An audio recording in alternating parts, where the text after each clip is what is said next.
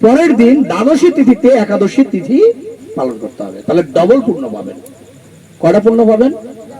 একাদশী করলে 1 ফল, দ্বাদশী করলে 2 ফল। এই জন্য আন্তর্জাতিক কৃষ্ণ ভাবনামৃত সংঘ ইসকন কি করে? দ্বাদশী যুক্ত একাদশী ব্রত পালন করে। মনে থাকবে, দ্বাদশী যুক্ত একাদশী পালন। আর আমরা হচ্ছে গৃহে থেকে হরিভজন করি। আমরা কিসে থেকে হরিভজন করি? না মন্দিরে থেকে? গৃহে থেকে। আমাদের অনেক তাপ, অনেক যন্ত্রণা, অনেক কষ্ট।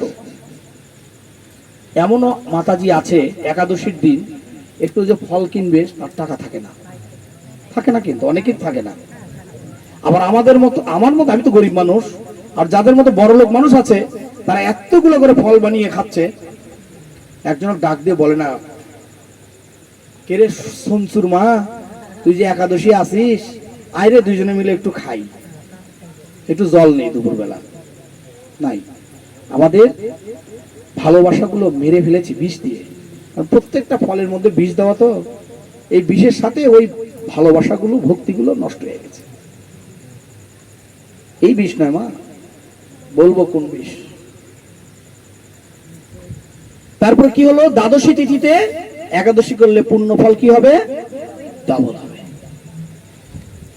আর একাদশীর আগের দিন যারা মাছ মাংস খান, বেশি খান, আমি সেটা নিষেধ করবো না। খালি একটা কথা বলে যাব, যত তাড়াতাড়ি পারেন ছেড়ে দেন। সমন আসছে সামনে, যে কোনো মুহূর্তে যেতে হবে, রেডি হন। নাকি এখানে মনে হয় আপনারা কেউ মারা যাবেন না? কে কে মারা যাবেন না? হাত তুলেন। আয় আয়, একসব মারা যাবেন। এই যে কেউ মারা যাবেন, আমি মারা যাবো, ঠিক আছে? আমাদের যদি যেতেই হয়, আমাদের যদি চলেই যেতে হয়, তাহলে রেডি হন। কি এখান থেকে গোবিন্দগঞ্জ গেলে আপনারা একটু শাড়ি টাড়ি পরেন না সুন্দর করিয়া? কে গো, কুড়ি যাচ্ছ? গুলবাগ যাচ্ছে না কে? ওদের কীর্তন হচ্ছে, কীর্তন শুনে আসি। হাওয়া কানা আগে করলে, তোরা জানিস না কষি নিয়ে আগে করে হানো না কেন? সেও গেল, চলো এখনই যাই। না না, এখন কত সময় গরুটা মারত বাইরে গান্ধে তুই ওর থেকে নিয়ে আসা লাগবি, কত কাম। এটা হচ্ছে 3 নাম্বার হাত। এই 2 হাত আর ওই গরু বাঁধে তুই হচ্ছে ওটা একটা হাত, এটা হচ্ছে 3 নাম্বার হাত। আর গেল না। তো যাই হোক, এখন আমাদের যেহেতু বৈকুণ্ঠ ধামে যেতে হবে, তার জন্য আমাদের রেডি হতে হবে, নাকি রেডি হতে হবে না? যারা বৃন্দাবনে যাবেন তারা হাত উঠান। কে কে যেতে চান? হরি বল, 2 হাত তুলেন।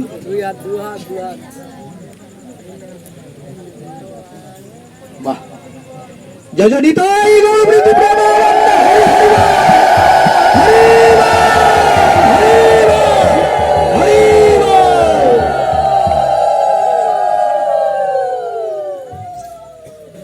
আমরা বৃন্দাবনে, বলো বৃন্দাবনে যেতে চাই। হরে কৃষ্ণ। কে কে স্বর্গে যায়, যেতে চায়? হাত তুলুন। স্বর্গে, স্বর্গে মাতাজি যাবে। 1 জন, 2 জন, 3 জন, 4 জন, 5 জন, 6 জন, 6-7 জন আছে স্বর্গে যাওয়ার কথা। তা পাঠের সময় বলবো স্বর্গে কেন যাবেন। স্বর্গে যেতে নেই, স্বর্গে গেলে আবার ফিরে আসতে হবে এই মর্তধামে, ঠিক আছে? ওই যে কালকে আমার গুরু ভাই সিনিয়র ভ্রাতা বলে গেলেন যে স্বর্গের দেবতা ইন্দ্রদেব শুকুরকুলে জন্মগ্রহণ করেছিল। কি শুনছিলেন নাকি মহাপ্রভু? ছিলেন না? হরে কৃষ্ণ রে, কে কে শুনছিলেন? হরি বল। ইন্দ্র পর্যন্ত শুকুর হয়ে জন্ম নিতে হয়েছিল। বলবো এগুলো আলোচনা করে আপনাদের কাছে কোনো লাভ হবে না। এগুলো হচ্ছে ভার্সিটি, ইউনিভার্সিটির পড়ালেখা। যখন আপনার ভক্তি পরিপূর্ণ হবে হৃদয়ে, যখন আপনি ভাবুক হয়ে যাবেন, তখন এগুলো বললে অন্তরটা ফেটে যাবে। আর এখন এগুলো কথা বলে, এগুলো মহামৃত রস, অনেক উচ্চের কথা। এই কথাগুলো এখন আপনাদের হৃদয়ে দোলা দিবে না, মন খারাপ করবেন না, মনে কষ্ট পাবেন না। যখন যে মেডিসিন দরকার, আপনাকে জ্বর হয়েছে, পাতলা পায়খানার ট্যাবলেট দিয়ে জ্বর ভালো হবে না, প্যারাসিটামল খাওয়াইতে হবে, চিরতার রস খাওয়াইতে হবে, ভালো হবে আস্তে আস্তে, নাকি? এখন আসি, হরে কৃষ্ণ।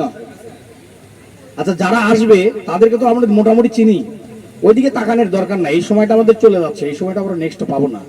হরে কৃষ্ণ। তো এখন আমাদের কোথায় জানি ছাড়লাম, বৃন্দাবনে যাওয়ার। আমরা বৃন্দাবনে যেতে চাই। হরে কৃষ্ণ। তাহলে আমরা কি আত্মা, আত্মার কাজ হচ্ছে ভগবানের সেবা করা। আত্মা কত বড়? 10,000 ভাগের 1 ভাগ। তারপরে আমরা কেন এত জোরে চিল্লাচ্ছি? ভগবান থেকে মুক্তি পাওয়ার আশায়। এবং 2 হাত কেন উঠাই? কেউ বলতে পারবে এই 2 হাত কেন উঠাই? আত্মসমর্পণ করায়। কে করেছিল? শিক্ষা দিয়েছে আমাদের। কে শিক্ষা দিয়েছে হাত উঠানোর? দ্রৌপদী মহারানী। রাইট। যখন দুঃশাসন দ্রৌপদী মহারানীর বস্ত্র হরণ করছিলেন, এক হাতে বস্ত্র ধরেছিল আর এক হাত দিয়ে ডাকছিল ভগবানকে, তখন ভগবান সাড়া দেননি। তখন 2 হাত যখন বসন ছেড়ে যখন 2 হাত উঠিয়েছিল, সঙ্গে সঙ্গে কি করলো? দ্রৌপদী মহারানী টনে টনে কাপড় দান করলেন। তখন দুঃশাসন শুধু খালি টানে আর টানে, আর শেষ হয় না কাপড়। এটা হচ্ছে কৃপা। এই জন্য আমরা আত্মনিবেদন করি ভগবানের কাছে, স্যালেন্ডার করি। ঠিক আছে? হরে কৃষ্ণ। তাহলে মোটামুটি আমরা একটা ছোট্ট আকারের একটা আলোচনা বা ভগবত ভক্তির বা নিজের জীবনে চলার জন্য যেটা দরকার আমরা সেটা পেয়েছি। এর সঙ্গে আরেকটু বলি, সাধুকে কে বলতে পারেন বলুন তো? সাধুকে? এই যে আমি তিলক চন্দন পরে আসে এখানে লেকচার দিচ্ছি, আমি কি সাধু? না। সাধু বলতে পারেন না? সাধু কাকে চিনতে হবে, না হলে কার পিছ ধরবেন? সাধু চিনতে হবে। তাহলে আমরা সাধু চিনি এখন না? চিকে কে চিনতে চান সাধু? আরে ভণ্ড সাধুকে কেমন করে ধরতে পারবেন, সেটা কেমন করে চিনতে চান? কে কে জানতে চান? হাত উঠান। সাধু চিনতে হবে না? আশ্চর্য কথা। আমি এভাবে আসছি, আমি সাধু কি না মানে আমি চোর, আমাকে ধরবেন না আপনারা? কি বলবো, কথা কয় না? সাধুকে চেনা লাগবে না? এখানে আমি বসে আছি কিসের জন্য? আমি সাধু না কি এমনি ভণ্ডামো করতে আসছি, জানা লাগবে না আপনাদেরকে? বাবু, সাধু চিনতে হবে আগে। শুনুন, সাধু হইতে গেলে 4টা নিয়ম পালন করতে হবে। কয়টা নিয়ম? তারপরে তিলক চন্দন কাটতে হবে, ধুতি পরতে হবে। শুনছেন? লিখছেন কেউ? কপালে তিলক চন্দন, দাদুর সঙ্গে তিলক থাকতে হবে, ধুতি পরতে হবে, মাতাজিদের শাড়ি পরতে হবে, তিলক পরতে হবে। ঠিক আছে? তারপরে কি করতে হবে? 4টা নিয়ম পালন করতে হবে। কয়টা নিয়ম? কয়টা নিয়ম? আচ্ছা, 4টা নিয়ম পালন করতে হবে। তিলক চন্দন থাকতে হবে, ধুতি উত্তরীয় থাকতে হবে। নাকি সাধু সঙ্গ করে কিনা,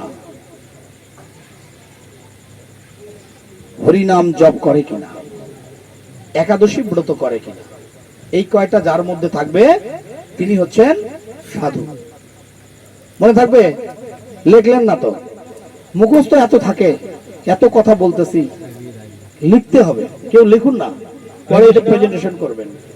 সব রেকর্ড হচ্ছে। যদি পরবর্তীতে কেউ এই ভিডিওটা বা লেখেনি এরকম আগ্রহ থাকে যে আমি এটা জানতে চাই, তাহলে পরবর্তীতে আমাকে বললে আমি এটা তাকে জানাই দেব। তাহলে কি হচ্ছে, আমাদের সোসাইটিতে সিস্টেম, প্রত্যেকজনকে ছোট বড় যেই হোক না কেন খাতা কলম আনতে হবে। কারণ আমি যে সময়টা ব্যয় করছি অনেক লস করে, আমার অনেক লস হচ্ছে। আমি এতক্ষণ দোকানে বসে থাকলে তাও আমার 500 টাকা ইনকাম হইতো, এখানে এসে সেটা হচ্ছে না। সাধুর সঙ্গ হচ্ছে বটে, আমার দিক থেকে লস, আপনাদের দিকেও লস। আপনারাও একটা কাজ বাদ দিয়ে, ঘুম বাদ দিয়ে, আরাম বাদ দিয়ে এখানে এসে বসে আছেন, সেই সময়টাও যদি আপনারা লস করেন তাহলে পেলেন কি? আমও ফাঁকা, আপনারাও ফাঁকা হবে। আমি জানতে চাচ্ছি, আমি যে কর্মটা করবো সেটা যেন কাজে লাগে। মিশি ওই বক বক বক বক করে গেলাম, চলে গেলাম, সরি, ওটা ওই সময় আমার কাছে নাই। আচ্ছা, সাধু চেনার আগে আমরা সনাতনী আগে হই নাকি? আগে সনাতনী হবো, তারপর সাধু চিনবো। নাহলে আমরা কি, অন্য সম্প্রদায় তো সাধু কি জিনিস বুঝে না। ওরা খালি সাদা কাপড় দিলে কয় এই বামনক কালুকুটি, কালকে যাচ্ছি না, ঠাকুর ঠাকুর, এই ঠাকুর কালুকুটি, কালকে যাচ্ছি বলতেছে, এই যে হরে কৃষ্ণ হরে কৃষ্ণ, হরে কৃষ্ণ ওরা বলতো কি খুশি, বাহ। তাহলে আগে আমরা সনাতনী হই। আমরা এখানে হিন্দু কয়জন, সনাতনী কয়জন? আগে হিন্দুরা হাত উঠান। হিন্দু কয়জন? কেউ নাই, হিন্দু কেউ নাই। আচ্ছা, হ্যাঁ মালাউন, যাদের গলা মালা আছে তারা হচ্ছে মালাউন, ঠিক, এটা সত্য। আচ্ছা, সনাতনী কে কে হাত উঠান? আমারে বাবা, সবাই সনাতনী? দেখি তো, নামান, হাত নামান। আচ্ছা, আমার কথা কি মজা পাচ্ছেন না কষ্ট পাচ্ছেন? হরি বল। কারণ আপনি যদি কীর্তনে আনন্দ না পান, কীর্তন শুনে ভালো লাগবে না, ভালো আস্বাদন হবে না। আপনাদের যদি ভালো লেগে থাকে আমার কথা বলতেও ভালো লাগবে, তা আমার কথা রাগ করা যাবে না। কারণ অনেক ব্যক্তি আছে গ্রামের মধ্যে উচিত কথা যারা বলে তারা ওই গ্রামের শত্রু হয়ে যায়। এটা সত্যি না? তা আমি কি শত্রু নাকি আপনাদের? কোন জমি জমার অর্ধেকে জোর করে, হ্যাঁ কি ভাই, এমনি কিন্তু আমার জমি জমা নাই, গরিব মানুষ। হ্যাঁ, তা এ প্রভু